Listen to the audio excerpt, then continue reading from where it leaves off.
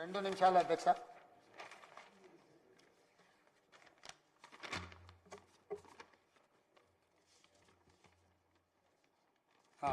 అధ్యక్ష,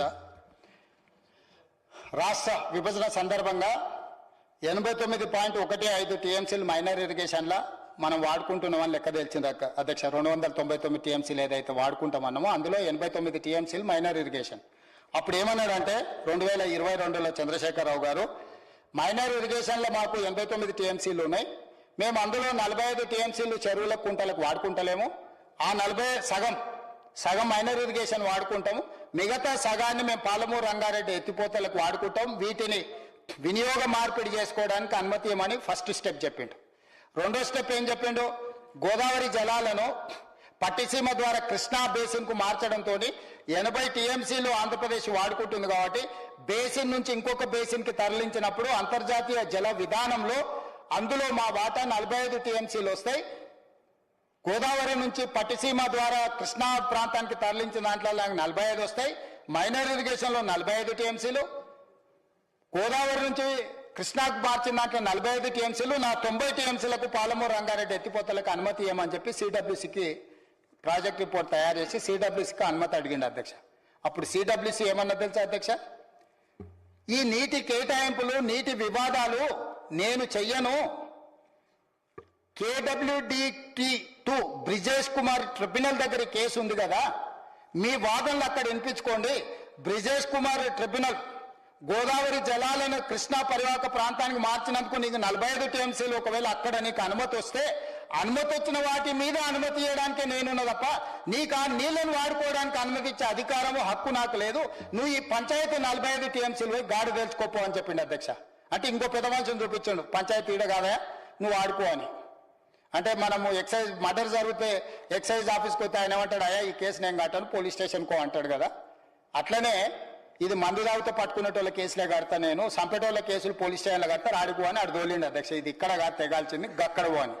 రెండో వానికి ఏమన్నాడు అధ్యక్ష, బాగానే ఉందా 89 టీఎంసీలు నీకు మైనర్ ఇరిగేషన్కి ఉన్నాయి కదా, ఈ 89 టీఎంసీలలో 45 వాడుకుంటున్నావు, మిగతా 45 మిగిలిచ్చిన అంటున్నావు కదా, ఓ పంజయ్ ఈ రంగారెడ్డి పాలమూరు నల్గొండ జిల్లాలో ఈ చెరువులు ఎన్ని ఉన్నాయో అన్ని చెరువులలో 30 సంవత్సరాల నుంచి ఎన్నెన్ని నీళ్లు వాడుకున్నావు, ఎన్నెన్ని మిగిలిచ్చినావు నువ్వు లెక్క తీసుకురాపో అని చెప్పిండు అధ్యక్ష. ఇక చూసుకో, 30 ఏళ్ల నుంచి రంగారెడ్డి జిల్లా, మహబూబ్నగర్ జిల్లా, నల్గొండ జిల్లాలో ఉన్న చెరువులు కుంటలు ఊర్లలో ఉన్న దాంట్లో 89 టీఎంసీలలో ప్రతి సంవత్సరం ఎన్నెన్ని వాడుకున్నావు, ఎన్నెన్ని మిగిలిచ్చినావు 30 ఏళ్ల లెక్క తీసుకొస్తే అప్పుడు ఈ 45 టీఎంసీలకు నేను అనుమతి ఇచ్చడానికి అవకాశం ఉంటుంది, అది తీసుకురాపో అని చెప్పి సిడబ్ల్యూసీడు మరి రెండో దానికి నూకిండు అధ్యక్ష. మొదటిదేమో అటు తోసిండు, రెండోదేమో ఇటు తోసిండు. 30 ఏళ్ల లెక్కలు ఏడున్నాయి అధ్యక్ష. మా ఊర్లో అయితే చెరువు ఉంది అధ్యక్ష, వర్కలకుంటే చెరువు అంటారు. ఎడకాలం వస్తే పసులు నీళ్ళ కాడికి పోతాం, దాని కిందనే వ్యవసాయం. ప్రతి ఊరికో చెరువు ఉంటుంది. ఏనా లెక్కలు ఉన్నాయి అధ్యక్ష మన దగ్గర? లెక్కలు లేవు. ఈ లోపల నువ్వు ఈ లెక్కలు ఇవ్వమంటే 30 ఏళ్ళ లెక్కలు ఎవరి దగ్గర ఉన్నాయి? 7 ఉన్నాయి అధ్యక్ష. పంచుకున్న లెక్కలే చెప్తాడు, ఇక ఈ లెక్కలేడు చెప్తాడు. ఇది ఇక్కడ ఉన్నాక ఆంధ్రప్రదేశ్ ఏమన్నది ఇట్లా ఈయన పోయి అట్లా వేస్తే, సార్ ఇగో ఇదోటి ఉన్నది నాయ నరసింహారెడ్డి గారు చెప్పేటోళ్ళు కమిషన్ కాకతీయ అని.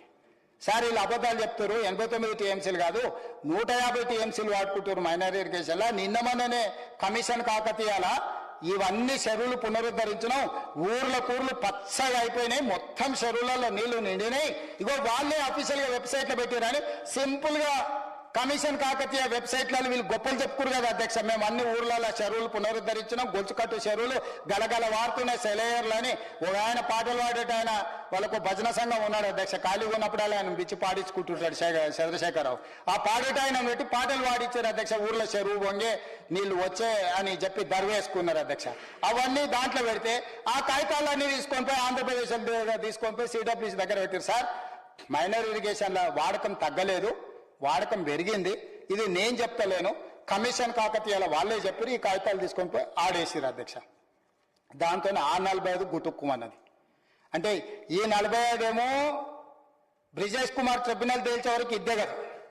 30 ఏళ్ళ లెక్కలే కాకుండా నువ్వు చెప్పిన మిషన్ కాకతీయ కమిషన్ కాకతీయాల దొంగ లెక్కలు కూడా గుదిబండగా తయారై ఈ 45 ఇట్లా కాకెత్తుకుపోయింది అధ్యక్ష. ఇక చెప్పురు అధ్యక్ష, పాలమూరు రంగారెడ్డికి 90 టీఎంసీల అనుమతి ఎట్లొస్తుంది?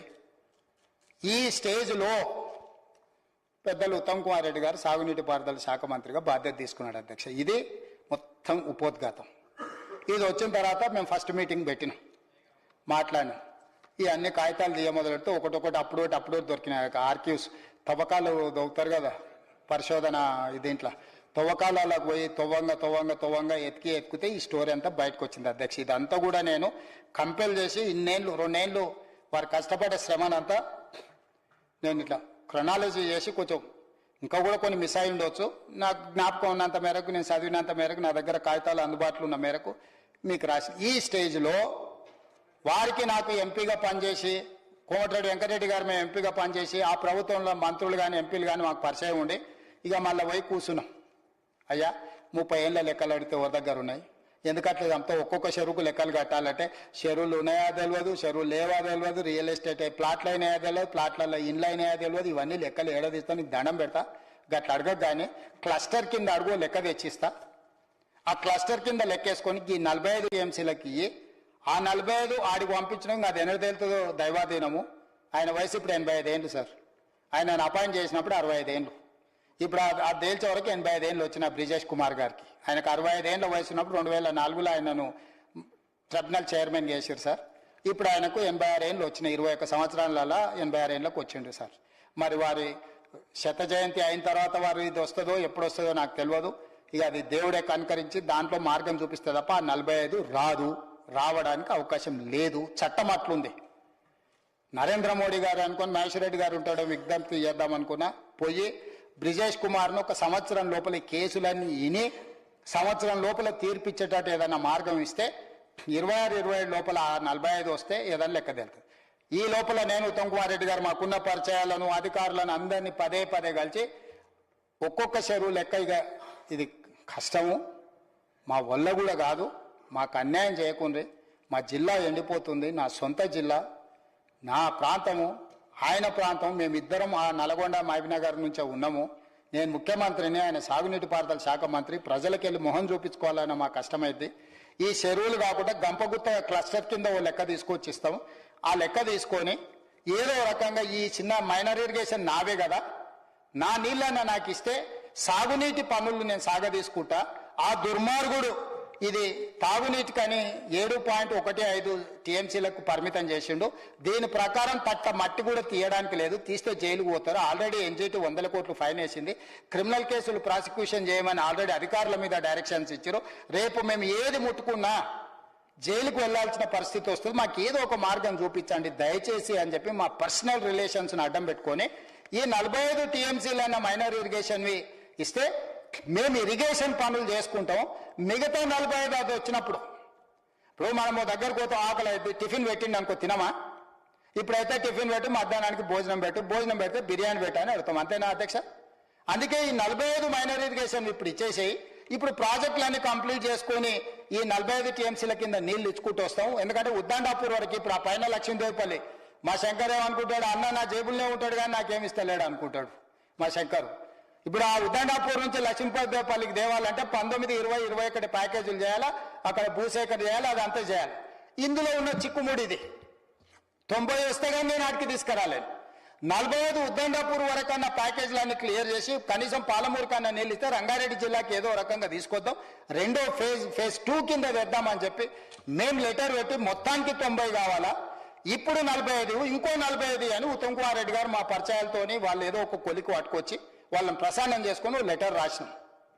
ఈ రోజు అధ్యక్ష ఈయన దుర్మార్గం వల్ల 27,000 కోట్ల రూపాయలు ఖర్చు పెట్టినా 1 ఇంచు కూడా సాగునీరు కింద వాడడానికి లేదు ఈ ప్రాజెక్టు. ఇప్పుడు పెట్టిన అన్ని పంపులు లిఫ్టులోనికి పేమెంట్ చేయడానికి సరిపోయినాయి తప్ప ఎకరాకు నీళ్లు ఇవ్వడానికి